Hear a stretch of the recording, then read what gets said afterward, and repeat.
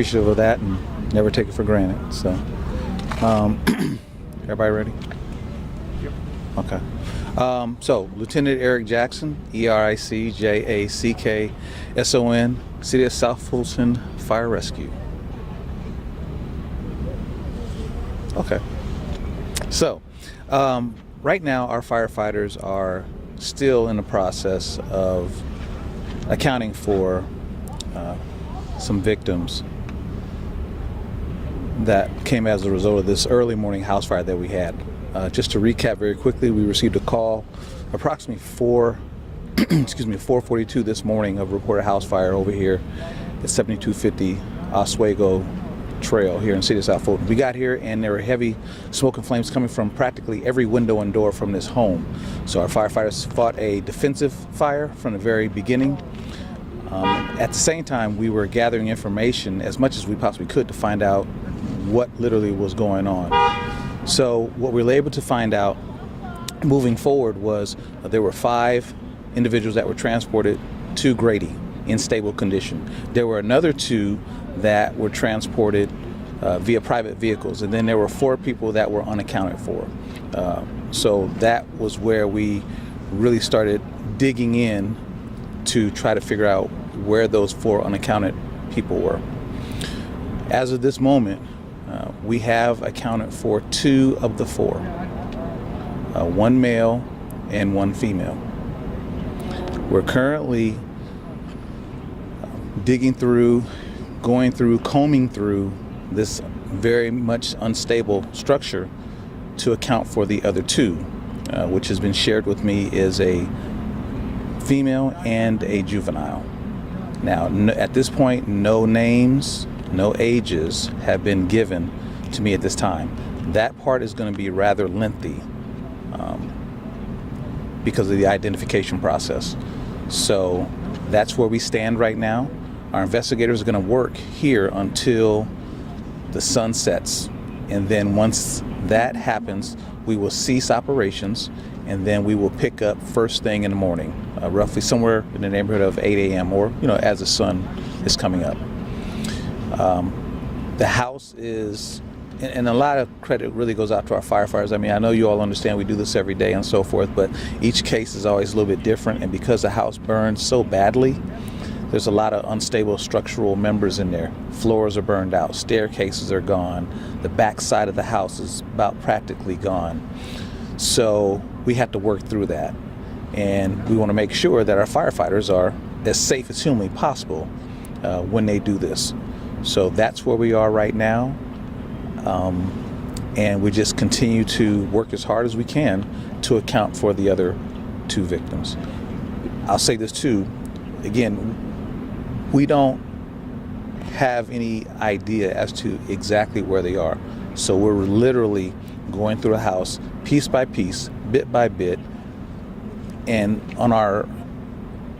the firefighters are on their hands and knees, really just working around the debris, trying to see what they can find. So the bodies that were recovered, they're a man and a woman? Yes, they were a male and female, yes sir. Yeah, and then the missing one is the juvenile? And a female. And the female, is that an adult? That information wasn't given, but we just know it's just a female. All right. Lieutenant Jackson, Sir. you knew this fire had been going for some time. Why it was so intense? You guys couldn't get in, and police couldn't even get in when they got here? So interesting. So yes, when we got the call, police arrived first, and a sergeant and another officer, a rookie officer, and another police officer attempted to make entry, but it was just too much smoke and flames keeping them back away. They just couldn't, and the flames were intense then. And once we arrived, we got here in under 10 minutes. And once we arrived, the house was fully ablaze. I mean, there were flames pouring out of, again, almost every window and every door. So all we could do was fight the fire defensively from the outside, from the exterior, and hit it with all the water that we had. And at that point, once we were able to get the fire knocked down, which took about 45 minutes to do, then it had to simmer down and cool down. So we just didn't rush in, and we couldn't. It was still dark at that time. We couldn't see a lot of stuff, so we had to kind of wait a minute. So while we were waiting, we were still putting water, cooling it down, and just figuring out how we were going to make entry into this home to see about trying to account for these individuals that no one knew their whereabouts. That large piece of equipment that went in, you said the firefighters are there on their hands and knees going through things. What is that large piece of equipment, whatever it's called? So that backhoe, that was brought in to really help move a lot of the debris that we had already gone through, to help clear a path so that we wouldn't necessarily be stepping in and going over what we've already combed through. They could clear a path, move that stuff out of the way, almost as if to say, we've checked that, now let's clear that out of the way. Let's work over here, and now that we've worked here, there's nothing there, let's clear that away. So just to kind of clear the path and give us some workable space to continue searching. Can you compare this fire to previous fires in the city? I mean, does it have this many fatalities? Has this happened before? No, sir. No, sir. I don't believe this, nothing to this magnitude has happened in the city of South Fulton. So it's really a shock to the entire community. From the resident that resides here all the way to our city government, the mayor, city manager, the council people, they're all aware, and they all are greatly saddened by what's taken place here. I mean, this is absolutely saddening to the highest degree, and everybody's feeling a certain kind of way. The firefighters are. I mean, I don't take it for granted. You all are feeling a certain kind of way. So, yeah, we want to have some resolve, and like I said, we'll work till the sun goes down. But we can only do so much with the daylight that we have, and we'll keep plugging away, we'll keep going at it, we'll keep digging, we'll keep searching until we can't. All of these, so it's 7 survived, 4 missing, presumed dead.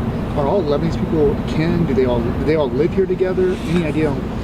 So that's the part the police department is still working through, and we're working through it along with them. And if I might add, and I'll come back to that, if I might add, this is a unified command structure, because we're working hand in hand, shoulder to shoulder with the police department, with the Fulton County Medical Examiner, and also with the State of Georgia Fire Marshal's Office.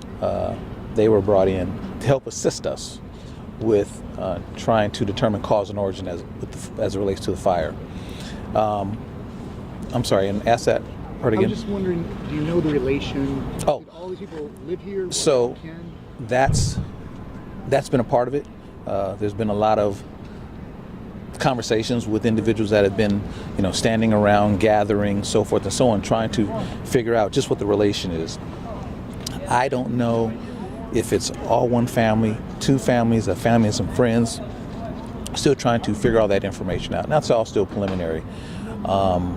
So that, along with the identification part, it will take some time to carry out. So that's kind of where we are right now. And the cause, obviously, is still cause. Yes, ma'am. Cause is still under investigation, and like I said, we're working. We have folks that are really just doing their very level, but they're doing their jobs, and this is no different than any other type fire that we would put forth the same effort to do. But in this particular case, we're trying to account for at least 2 other people now. So their focus is different, their drive is different, their tenacity to really try to close this thing out has been ramped up a lot. So that's where we are. But since 5 this morning, how many firefighters have been out there? So interestingly enough, as you had asked that, Denise, we actually had shift change. We had shift change at 7 o'clock. So the fire came in at about 4:42. They fought fire for a couple hours, and then 7 o'clock it was shift change. So it was a whole lot going on. We had firefighters that were still working, firefighters that were coming. They were trying to leave. You all were coming. You all were leaving. Overnight, morning. PD was here. Just a whole lot of foot traffic, vehicle traffic. So it was just a whole lot going on. So that having been said, yeah, we've been here. We've all been here in the morning. for a long time. Can you comment So- on you talked about the people that are missing, but as far as the 7, were any of those children? Are they all adults? Do you know those 7 that were? I don't. The 5 that were transported, again, they all went to Grady. Okay. So the only mention I've heard of anything other than an adult was of the juvenile. Yes. Now the other 2 that were transported via private auto, I don't know if they were adults or if they were juveniles. That I don't know. And there was one person who was transported all on the spot. Correct. Yes, ma'am. Yes, So ma'am. we're up to like 12. Yes. So thank you for that. So, yes. So let me recap that. For that, okay, 5 transported to Grady by Grady. 2 went via private auto. 7. 4 that were unaccounted for, and 1 that made it out and was not transported and is not a part of the 4 that we're still attempting to account for, in which 2 have already been accounted for. So that's 12. And sorry to ask questions, but so the 2 private, why were they not? Would they leave before you guys got here? They were gone before we got here. Okay. Yes, sir. And Yes, the sir. 911 call, was it made from the house or a neighbor? Do not know. There was a 911 call made, but don't know if it was from the house or if it was from the neighbor. Yes, ma'am. Sorry, the person that made it out, okay, did they provide any comment on like anything that happened? Like were they able to say they woke up, that there was smoke in the air? Like I can say that I know there has been comment by possibly by a family member, but I haven't seen that individual, and I wasn't present for that interview. I wish I would have been, but I wasn't here during that time. But yes, so there's 12 that we're working with so far. you said the back of the house is practically gone. So is it? Yes, ma'am. It's lightly- flattened. When that fire was raging so ferociously, it just burned right through all that, and then in the process of doing so, it just collapsed it. So, so the front of the house, I mean, it's still workable. That's what we're working with, but it's tough. And so when you have those sorts of situations, yeah, we're all outfitted, we have our gear and everything, but that doesn't mean we still operate recklessly or without due regard. So we have to make sure that we're careful, we're watching, and no one gets poked by a nail or trips and falls unnecessarily, and everyone is properly dressed. So. And obviously the cause is still under investigation, but Yeah. at this point, is it accidental? Is it being looked at as possibly set on purpose, or is that just still all up in the air? So the cause is still under investigation for cause and origin. And so, yeah, all those types of things will come towards a conclusion once we've made those determinations. So we don't know either way. We don't know either way what the cause is. And that's why there's a big, rather large contingent. And that's why there's a rather large contingent of folks between PD, between fire, between the state fire marshal's office, so that we can really put all our resources together and determine the cause. Now, will this be protected overnight, considering if there's still victims inside? Will you guys leave if you haven't found those victims tonight? No, there will be somebody here. Okay. Yes, So- sir. But you'll stop the search until Dave. We'll stop the search once night falls.